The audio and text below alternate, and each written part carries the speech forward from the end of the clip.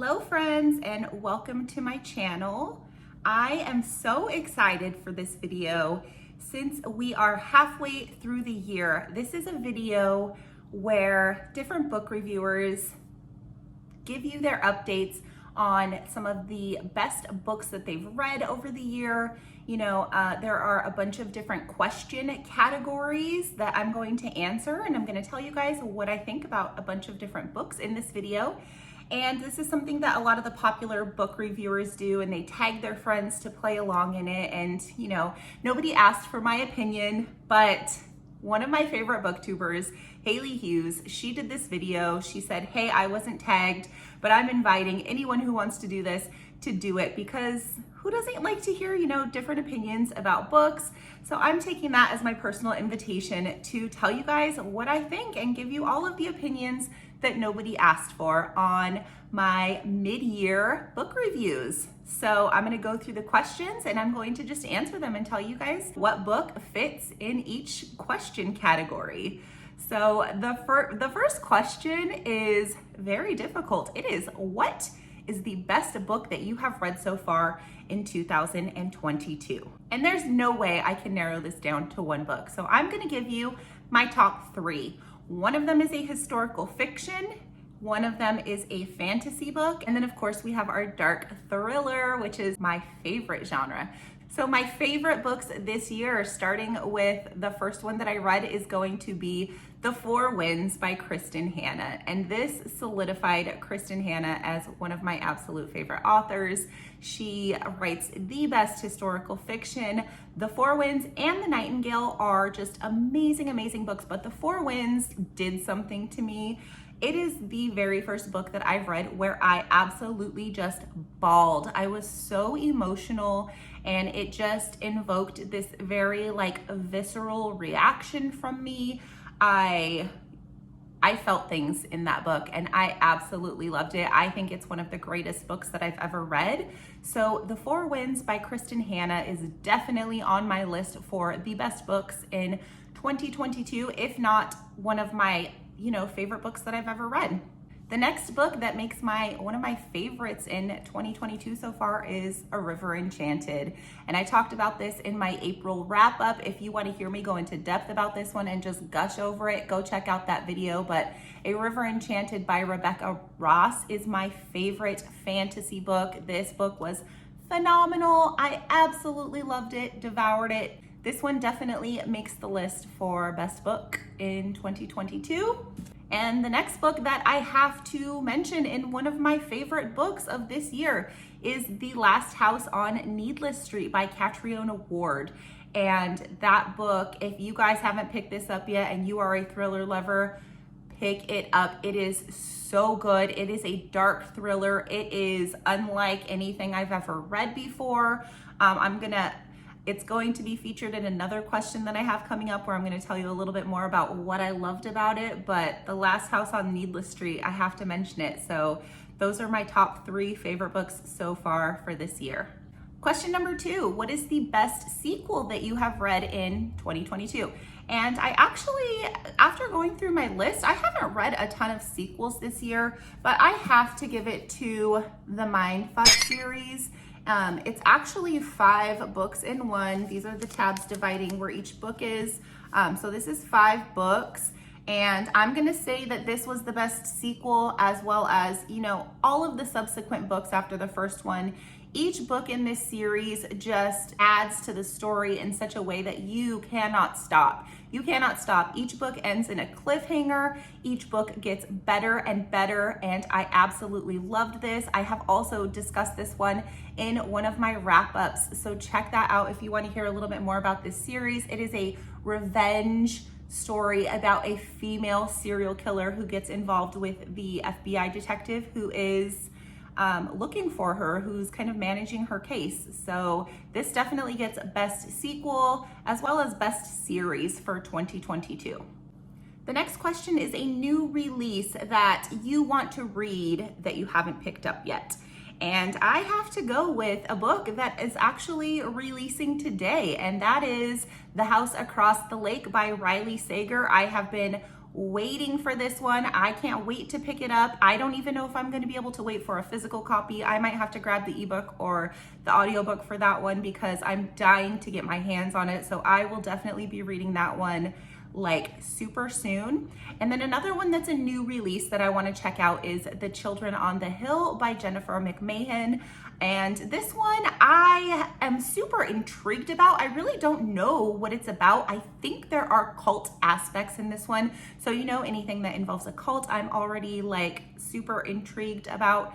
I definitely want to read. I love anything that has to do with cults, but it's really getting mixed reviews. So I will pick this one up very soon and let you guys know what I think about it. I think it just came out last month, maybe a couple months ago.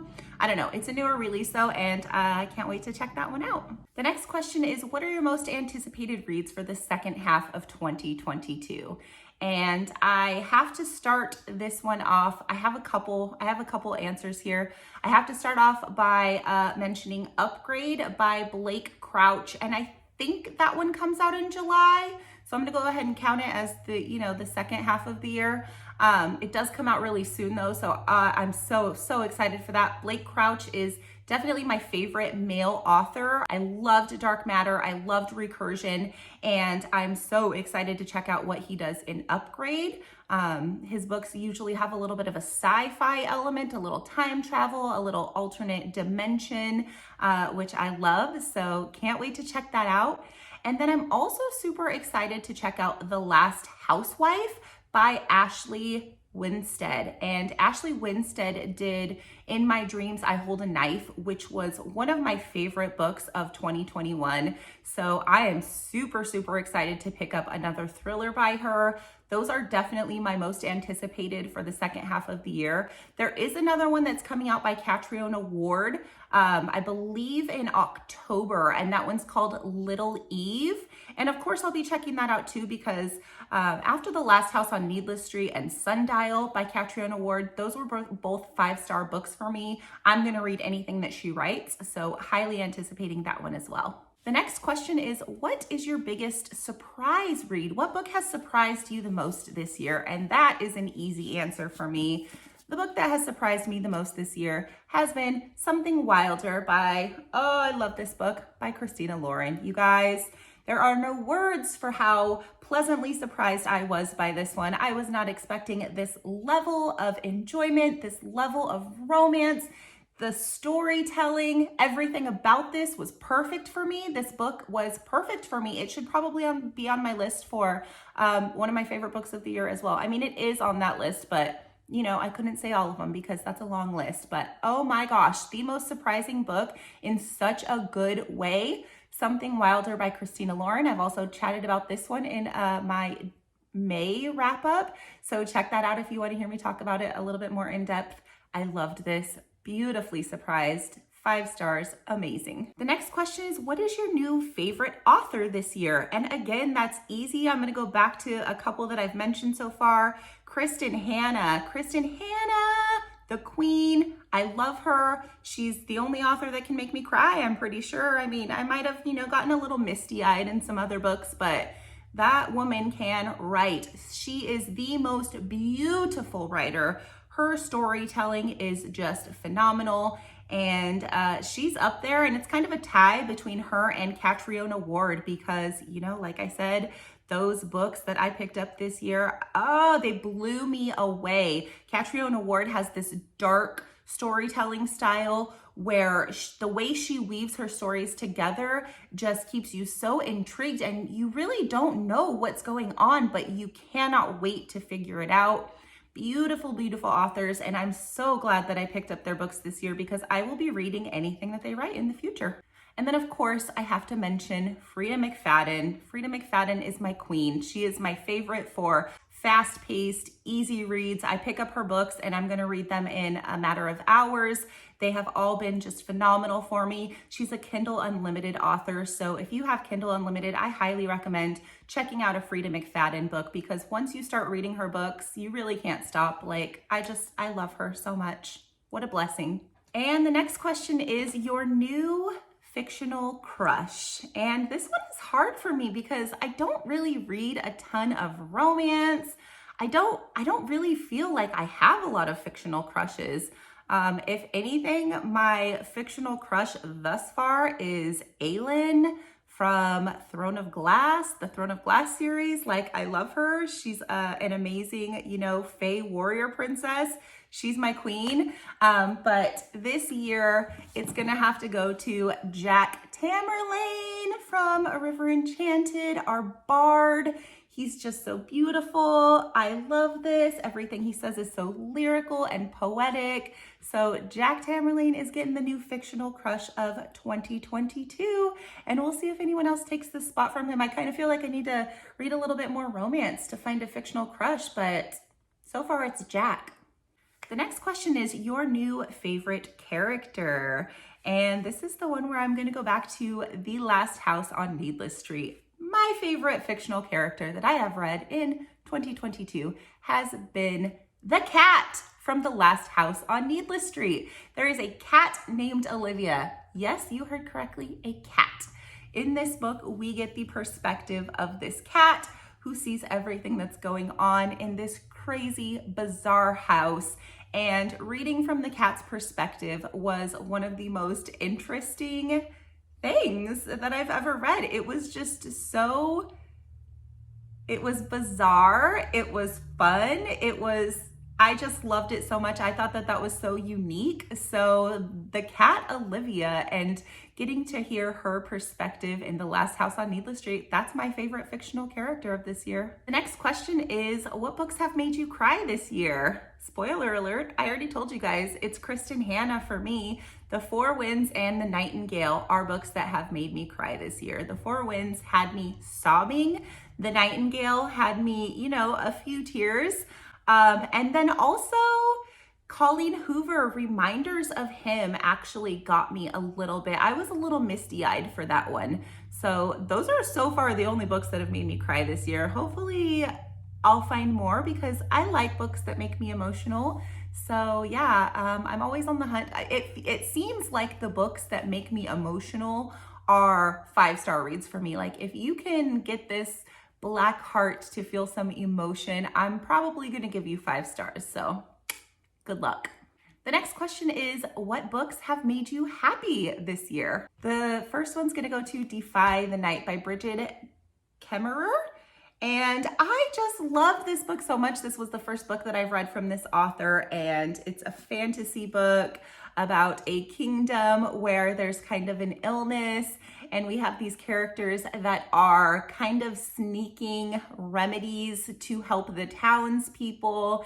And it was so much fun. I absolutely loved this book. It made me happy. When I looked back through my book list of the books that I've read this year, I just remember having such a good experience reading this one. I really, really enjoyed it. And I can't wait to read the next installment in this series that comes out later this year. Add that to my list of ones that I'm excited for. Defy the Night, if you haven't read this, what a great fantasy book. I loved this one. And hi, can we just round of applause for that beautiful cover? Stunning.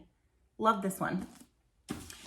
The next book that made me happy is one that I just read this month, and that is My Summer Darlings by May Cobb. And you guys, you're gonna hear me talk about this one in my June wrap up. It was such a trashy, hot mess that I absolutely devoured. Like, I'm obsessed. It was like watching probably your most guilty pleasure TV show. Like, if you can think of the guiltiest pleasure TV show that you really don't want anyone to know that you watch, but you just secretly enjoy it so much, that's what My Summer Darlings was for me. I absolutely loved it. I laughed out loud, like, repeatedly. The characters were so ridiculous that it was hilarious, and it was just, I loved it. It makes me happy.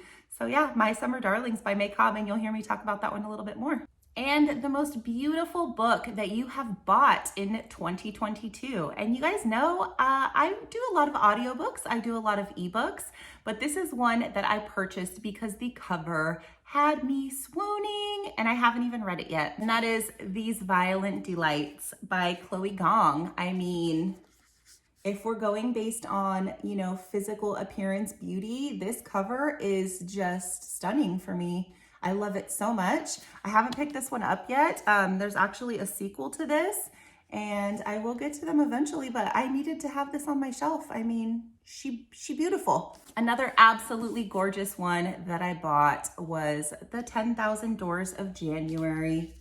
I mean, hello, that cover is just stunning. I absolutely love it. The flowers, the door, the fonts, it's everything for me. And this one's by Alex Harrow, and I did read this one. I really enjoyed it, but oh my gosh, look at that beauty. So good. My most beautiful books that I've purchased this year. The next question is, what books do you need to read by the end of the year? And these are a couple that I own that I absolutely have to get to by the end of this year. The first one is The Fifth Season by N.K. Jemisin, and this is going to be an adult fantasy book. This is a trilogy, I believe. I don't know if there are any more, if it's a finished trilogy. I believe it is. But I've just heard so many good things about this, and I'm excited to get into adult fantasy. The fantasy that I've done is, you know, kind of bordering YA and adult, and I've just heard great things about this. I found this at a used bookstore and I grabbed it, and I can't wait to get into it. It's definitely on my list for must reads this year. And then the next one that I have to read this year is All the Light We Cannot See. And this one, I'm super excited about this. I mean, I bought it with the intention of picking it up right away. I love historical fiction. I love especially Nazi-occupied France. It is, after reading The Nightingale, I picked this one up right away. I just find it very intriguing, but she's thick. So I'm a little bit, you know, intimidated. But I absolutely want to pick this one up by the end of the year. I know it's going to blow me away. I know I'm going to love it. I just feel like I have to be in the right mood because this is going to be, I'm pretty sure, a heavy one. So catch me reading this one sometime this year. Tell me if you guys have read this. I know this one's like wildly popular, so let me know if anyone's read this below. Actually, let me know if you guys have read any of these books. And then the last question is, what is the best adaptation that you have seen or read this year? And I didn't read this book this year, but I did watch this series this year on Netflix, and that was Behind Her Eyes by Sarah Pinborough. And I thought that the series on Netflix was absolutely well done. I loved it. I loved the actress who played the main character. I just thought that they brought the story to life in such a great way. And so that's going to be my favorite film adaptation, even though it wasn't a movie, it's a mini series or a series. I highly enjoyed that one. So yeah, thank you guys for checking out my mid-year updates. I can't wait to do this again at the end of the year and see if some of these titles remain or if they're going to be knocked out by new books that I read. So please like this video and subscribe to my channel, you guys. Since I'm new to YouTube, that helps me out a lot. And let me know down below if you have read any of these books. And yeah, thanks for stopping by.